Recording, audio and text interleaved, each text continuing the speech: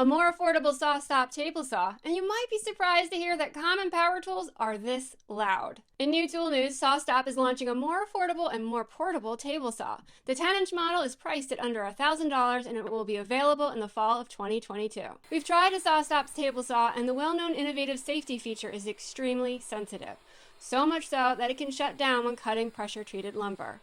SawStop says that the new saw's reset is quick and easy, which is a welcome feature. In gear news, if you aren't wearing hearing protection when you're using power tools, consider this. The National Institute for Occupational Safety and Health recommends hearing protection for more than 85 decibels. Most common home improvement tools range from about 80 to 120 decibels. And it's not just important to wear hearing protection. Earplugs or earmuffs must be well fit to maximize the benefits. For more details on loud power tools, check out a recent article I wrote for bobvila.com. I'm Theresa with MyFixitUpLife, and you've just been served your home news quick fix.